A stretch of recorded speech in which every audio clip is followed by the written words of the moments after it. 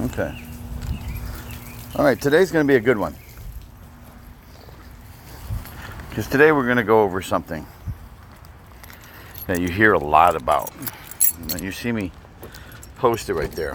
White supremacy. White privilege. And we're going to kind of go over how it really came about. Okay? Because you're going to see a lot of these far left leaning places like PBS, CNN, Vox. Oh my God. They all push it. They're all part of the narrative to push white supremacy and white privilege. Okay? But how did it even really come about? Okay?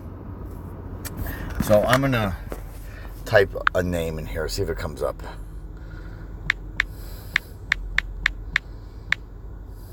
Well,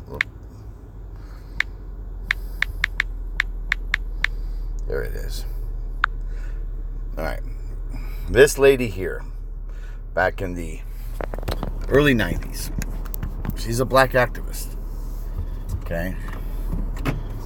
And she came up with something called intersectionality.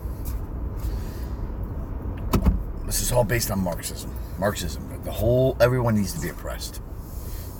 Everyone needs to be a victimhood mentality. Okay. With her, it wasn't enough that she was black. She had to also blame the fact that she was a black woman. That is the reason why she has more difficult time than, let's say, perhaps a black male. This was written in, I want to say, 1992. After the New World Order took foot September 11th, 1991, after George H.W. Bush pushed the button on the New World Order, everything started to push towards this new era that we were living in called postmodernism. Subjectivity, feelings over facts, subjectivity over objectivity. Atheism took place. The push of homosexuality into our culture was already full-fledged into effect. Okay, that was what the whole AIDS epidemic was all about. That was pushed by the New World Order and the globalists in order to create this empathy. Okay. And then in 1992 and 1993, you had Dean Hamer and Simon LeVay come up with their fake studies on homosexuality. And ta-da, here we are today. But intersectionality. Think about it. First of all, I want you guys to think about it. Whether you're white, Hispanic, Asian, black. Did you ever hear about white supremacy and white privilege growing up? No. Well, you did you? Okay? Alright. So it's a relatively new phenomenon. They may say it's an old phenomenon, but it's not. And here's me explaining it. And it really started to kick in when I actually heard a black man about a year ago. Less than a year ago. Do a walk-away movement. And he's walking away from the Democratic Party. But I was listening to him and I'm like, this man is not walking away from the Democrat Party to the conservatives. He's a straight out socialist. He's a Marxist. I said, what's he walking away from and why is he walking away?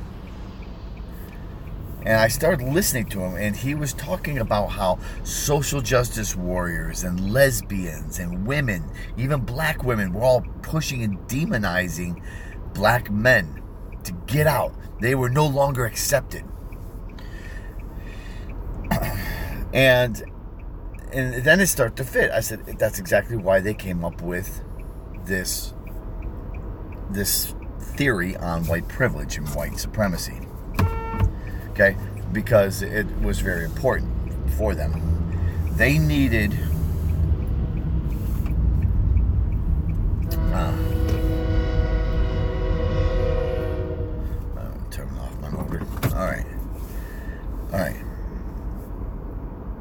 supposedly, if you're in this whole socialist realm, this is what's actually kind of ironic and humorous about it, is that if you're in this socialist realm, it should mean that nobody is above anybody. You're all equal. Everything's about inclusivity. But what we're finding out is beneath the waters, there's a lot of backstabbing. There's a lot of trying to make your way to the top, because everyone wants to be to the top. So the way you get to the top in this intersectional wars is by a point system created by themselves. You don't believe me? Just look at people being interviewed on intersectionality. You'll understand what I'm talking about. In other words, what's weighted more? Is being black more oppressive than being a woman? Is black more oppressive than being a Jew? Is being Hispanic more oppressive than being Asian? Is being gay more oppressive than being black? Is a woman more oppressive than being transgendered? Okay? And what we have found is there is a self-weighing system among these intersectionals. Okay? That transgenderism is at the top. Transgender, queer, all that stuff is at the top. We are the most oppressive. Okay? We didn't, straight people, normal people didn't create this system. They created it among themselves. So what has happened is black people, in particular black men, have pushed all this civil rights movement for years and years and years, and they felt they weren't of essence anymore, of value. So they created one intersectional point that was so oppressive that it was 10 times worse than anything that transgenderism and Mexican and LGBT and any of those things together. They have been oppressed for 400 years. That's how oppressed they were. It was the white man's fault. It was the white privilege.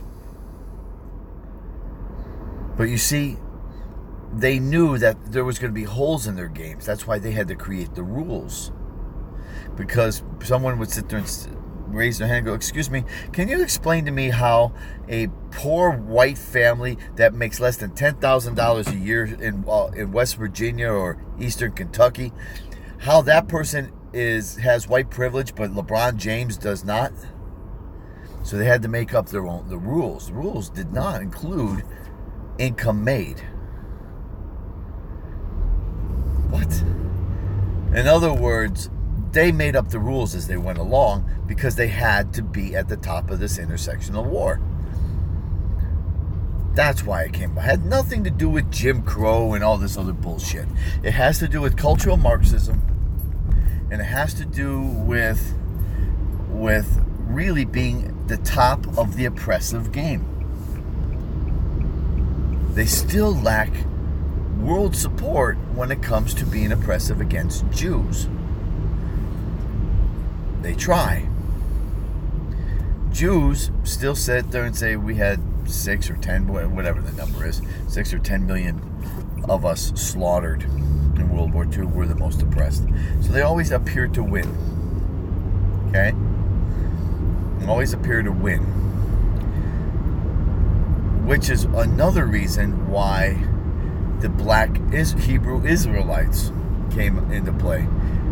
They took the theory that I had been studying for a long time on Khazaria, and that these Jews are not even Semitic. Alright? They're not even Semitic. So how can they be real Jews? So they took a piece of that information and said, it's because we're Africans. They're black. So they came, so these black Hebrew Israelites came in and said, We're the most oppressive. We're even more oppressive than everyone else because we have been oppressed for thousands of years. They stole our land. We were imprisoned everywhere. We're the real Jews. So you even have idiots that even claim that crap, and that is beyond stupid. Okay, but they do try. And once you realize what the game is to have the most outweighted system for oppressionism in the intersectionality wars game. That's what it's all about. It's all about who is the most oppressed. Okay? Who's the most oppressed? That's what it's about. Okay?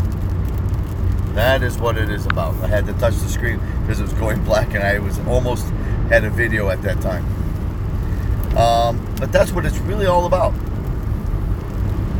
Black men feel like they are losing the intersectional wars, in particular to the social justice warrior women, the lesbians. Okay, they're losing the war, and they know they are. Look at the Me Too movement. Me Too movement shows that women can just say at any time, anywhere, just as long as there's enough of them, that a man raped them or touched them inappropriately 20, 30, 40 years ago, and they can cost a man their job, cost a man their livelihood, have a man be thrown out of his house. Okay? The matriarchal power is to try to take over. They continued that matriarchal power by saying that they could actually kill a child, infanticide.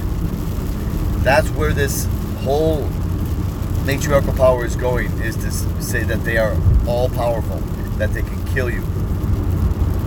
Okay? And they are the most powerful ones right now.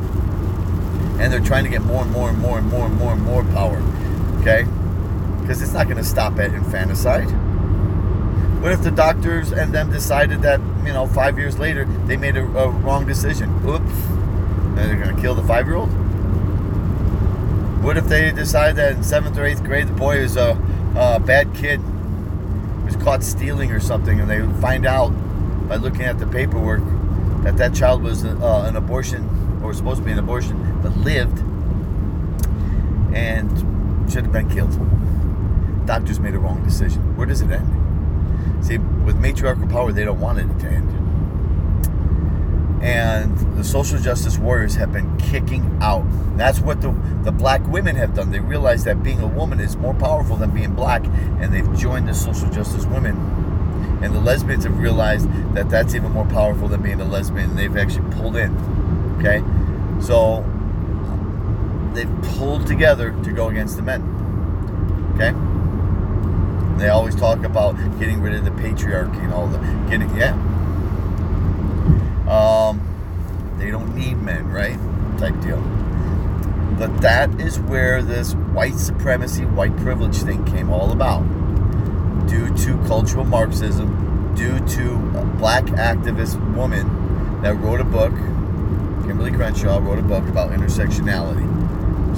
So, don't be fooled. It's not a real thing. Never was a real thing. It's a war amongst themselves that they're trying to drag us into to believe. They try to say that white supremacy is Nazism. White supremacy. That you kind of hear that and you kind of associate Nazism with it. And what they're also trying to do is they're trying to correlate that with anyone who's white and happens to be a conservative nationalist. They're trying to associate that together and saying that those people must be white nationalists. Wrong. White nationalism. It's so idiotic. What they did was they took a left-wing ideology of Nazism. Okay?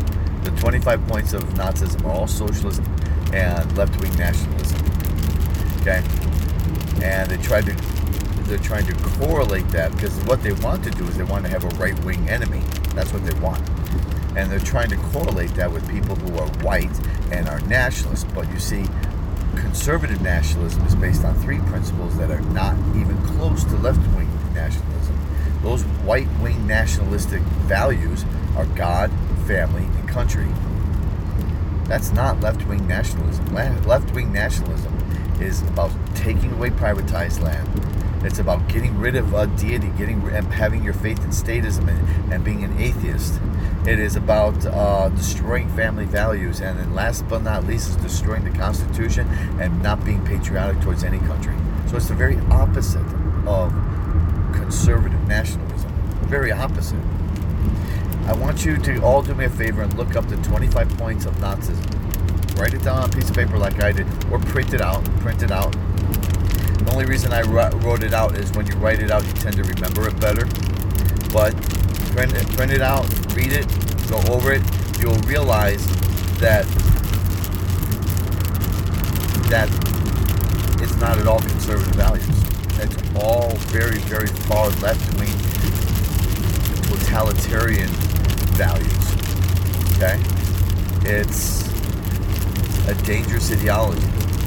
But what they are trying to do is associate people like me who are white and who are conservative nationalists. They're trying to associate that with Nazism. Idiotic. It wasn't until Donald Trump came in and said, I'm a nationalist, that punched a hole right in it. That punched a hole. It's like, how can he be a nationalist? And they tried to do that with Representative Stephen King. They succeeded. Many of the conservatives kicked him off. They don't understand this. It wasn't until a black woman by the name of Candace Owens said, "That's not right-wing nationalism." And it wasn't until Diamond and Silk said that at an interview, like he's not a white supremacist. Okay. Yeah. It took black women. Funny as heck, intersectionals, right? They don't believe they're intersectionals because they're not. They're not oppressive. But according to Kimberly Crenshaw, black women should be the intersectionals, right?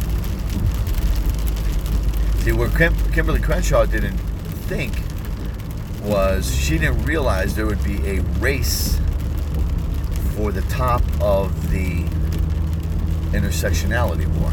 She didn't realize that everyone was going to want to feel oppressed. Everyone was going to want to feel victimized. Who's going to be at the top of that game?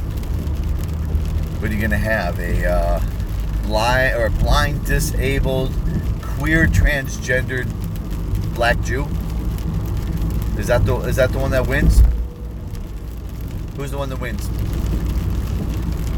Okay. Who wins?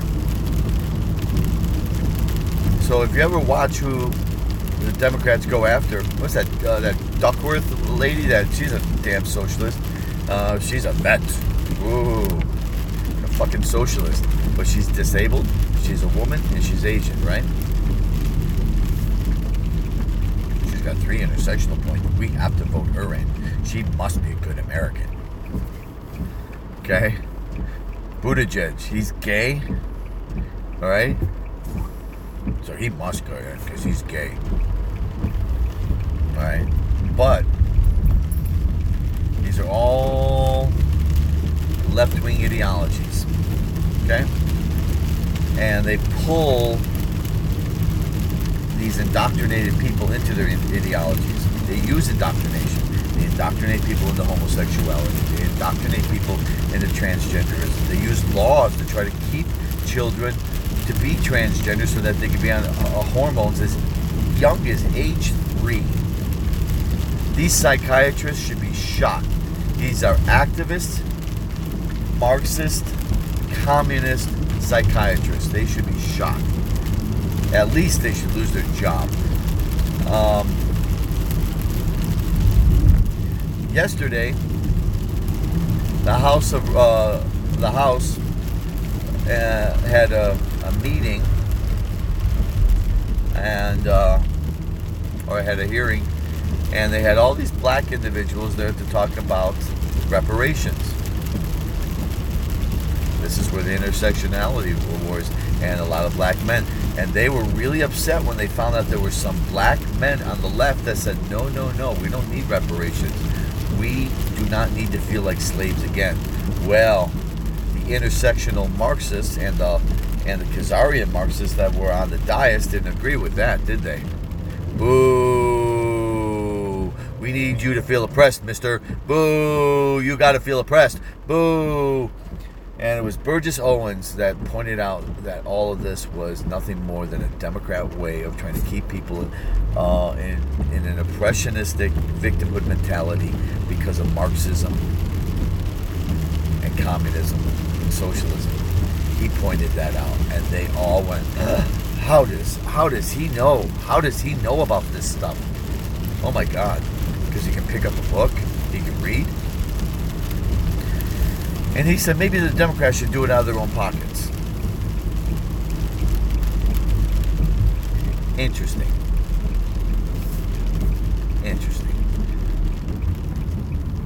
It's a joke. It's a sham. And the reason that if you hear these Democrats all believe in reparations, they believe in cultural Marxism. They believe in communism. What was the first thing that Bernie Sanders tweeted during Trump's rally? Page 2 of the Democratic playbook. When in doubt, use every ism and phobia in the book. Trump's a racist. He's a xenophobe. He's a Islamophobe. He's a homophobe. He's a religious bigot. Bernie. That shit's old, dude. Everyone knows you're a communist. I'm a socialist Democrat. A socialist Democrat. You mean the same one that are Bolsheviks? Which are communists? Socialist Democrats of Russia. Look it up. They're called Bolsheviks. Bolsheviks were the communists run by Jews. Okay? Fake Jews like him, that are Khazars, that had every purpose to try to destroy the world. Okay, and they killed hundreds of millions. They could, millions of people, millions upon millions of people. Okay, do your homework, study, use common sense, and the reason they hate black conservatives is they need those smart black men and women to stand up for their oppression as opposed to leave their echo chamber. They can't stand the fact that there's people out there that are actually speaking the truth. But we need that. Peace out.